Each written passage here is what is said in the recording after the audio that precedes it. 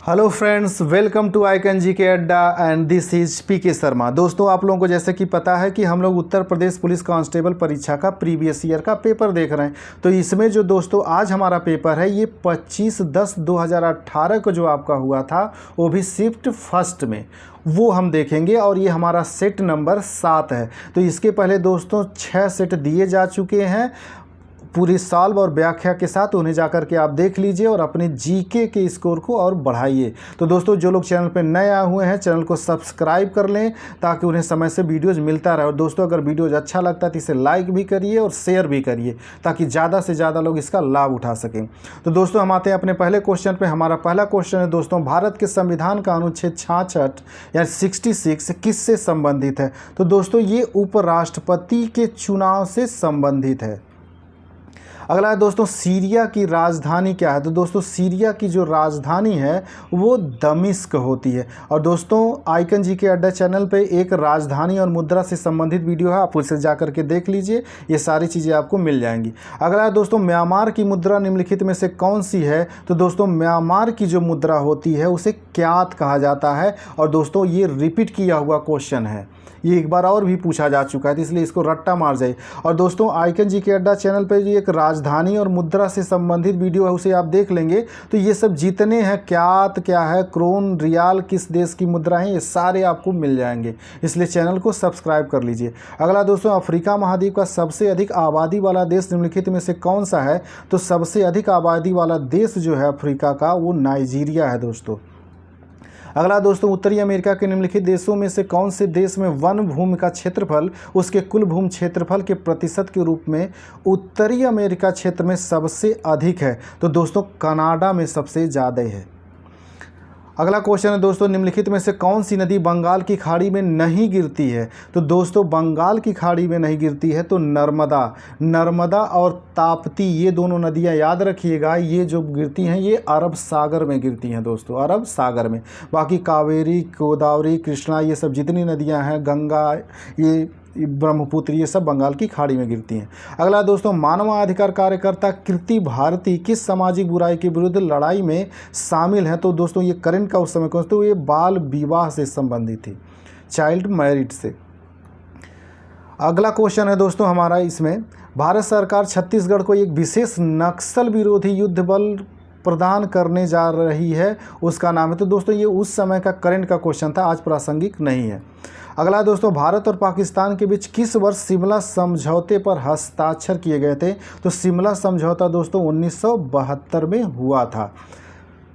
अगला दोस्तों, 2018 में किस शहर में नाबार्ड ने जलवायु परिवर्तन केंद्र स्थापित किया? तो दोस्तों, एक चीज़ याद रखिएगा, इस तरह से जो भी घटनाएं होती हैं बड़ी, जैसे नाबार्ड ने जलवायु परिवर्तन केंद्र स्थापित किया, ये बड़ी न्यूज़ है, तो इस तरह की न्यूज़ पे ध्यान रखिएगा, इस तरह के क्वेश्चन आपसे पूछे जाते हैं। और दोस्तों, आइकन जी के अड्डा चैनल पे आपके एग्ज़ाम से पहले करंट के सारे टॉपिक वाइज वीडियोज़ मिल जाएंगे, चाहे पुरस्कारों से संबंधित हो, नियुक्तियों से संबंधित हो, खेल से संबंधित हो, ये सारे मिल जाएंगे, इसलिए चैनल को सब्सक्राइब कर लीजिए।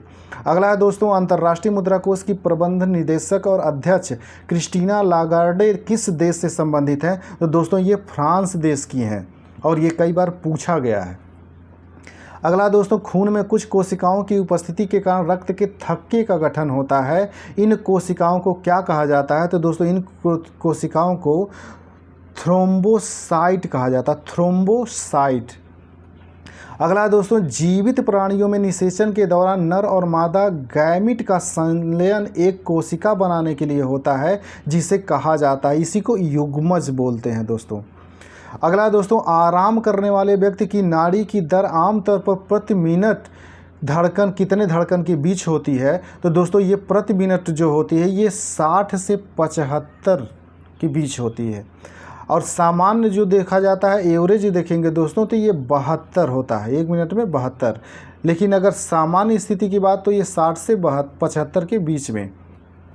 अगला दोस्तों, एक बार ढाले जाने के बाद गर्म करके नर्म नहीं किए जा सकने वाले प्लास्टिक को क्या कहा जाता है? तो इसे दोस्तों थर्मोसेटिंग कहा जाता है। क्या चीज़? थर्मोसेटिंग प्लास्टिक कहा जाता है।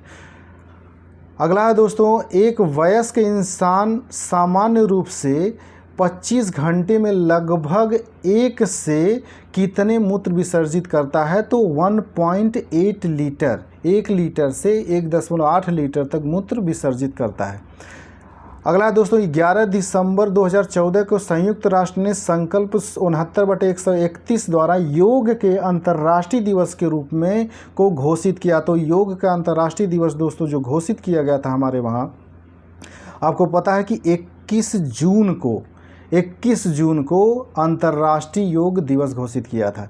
अगला दोस्तों 1943 में विटामिन के आविष्कार के लिए किसको नोबेल पुरस्कार दिया गया था? तो दोस्तों ये जो क्वेश्चन इसमें दिया हुआ है ये उस समय का था। तो दोस्तों ये डोइजी और डैम को प्रदान किया गया था।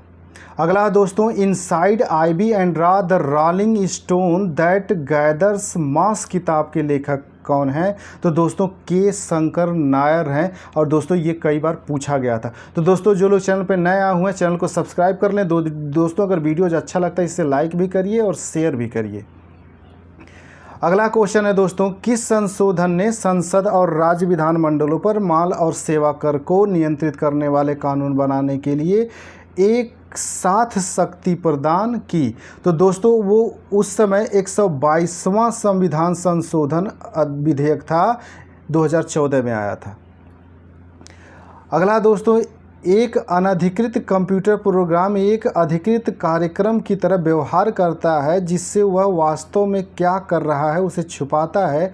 इसे संभवतः कहते हैं, इसे ट्रोजन हॉर्स कहा जाता है दोस्तों, ट्रोजन हॉर्स।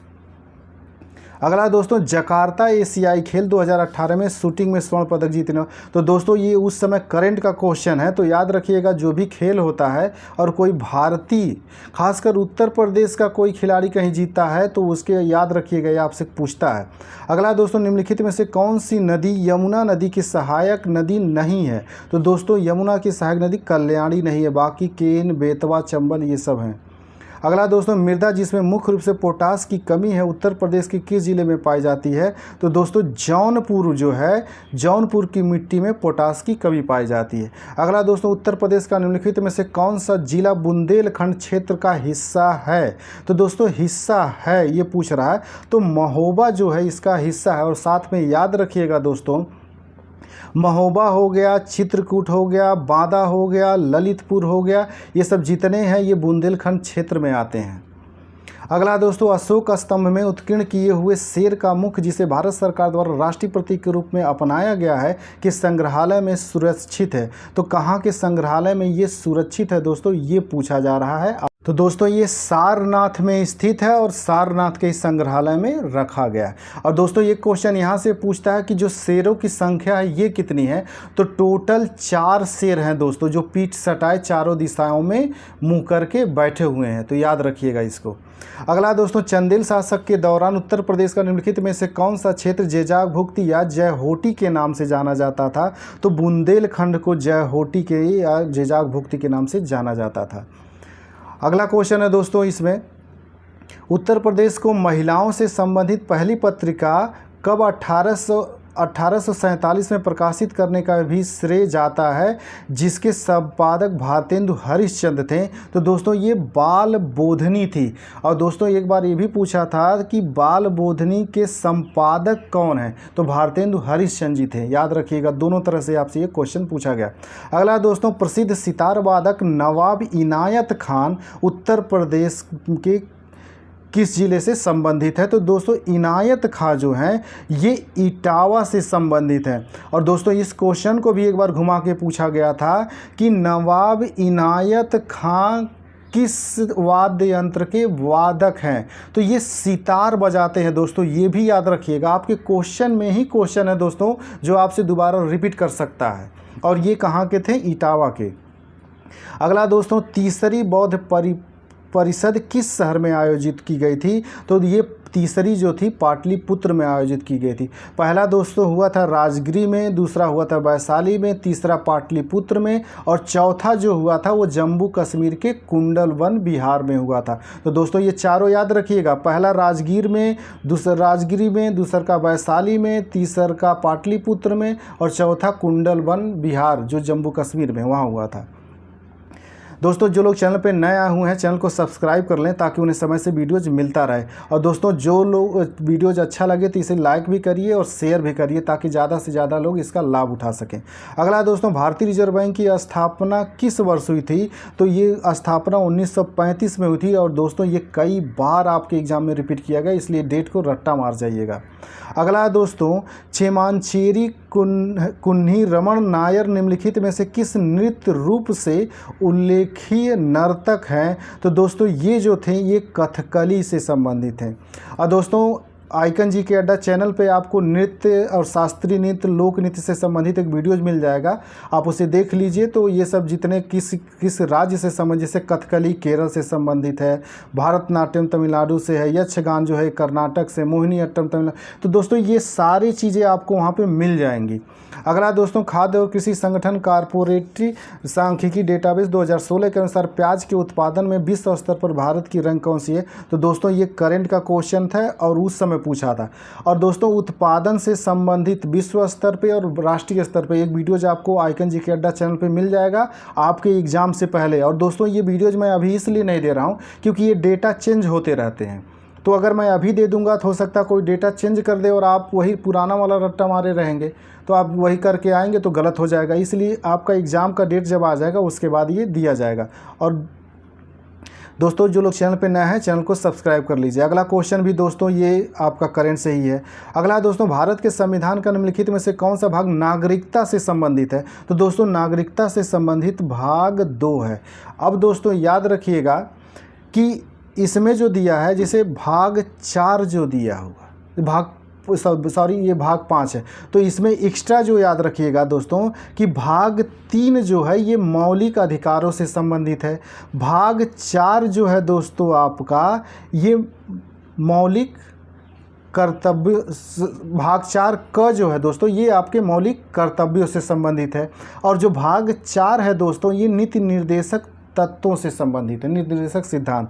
तो भाग 3 मौलिक अधिकारों से संबंधित है, भाग 4 जो है ये नीति निर्देशक सिद्धांत से है, और भाग 4 क जो है ये मौलिक कर्तव्यों से संबंधित है, जो आपके एग्जाम में कई बार पूछा गया।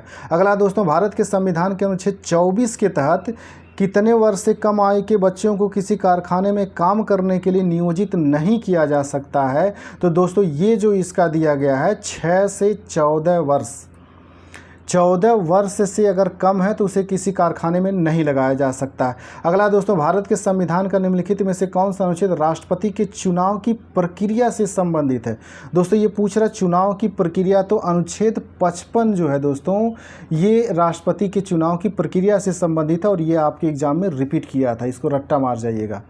अगला दोस्तों, निम्नलिखित में से कौन भारत में पहली लोकसभा के उपसभापति थे? तो पहले जो उपसभापति थे दोस्तों ये एम अनंत सैनम अयंगर साहब थे। और पहले लोकसभा जो अध्यक्ष थे दोस्तों ये भी आपसे कई बार पूछा जाता है, तो ये आपके जीवी मावलंकर साहब थे, जीवी मावलंकर साहब थे। और उप सभापति जो थे वो एम अनंत सैनम अयंगर थे, ये याद रखिएगा दोस्तों।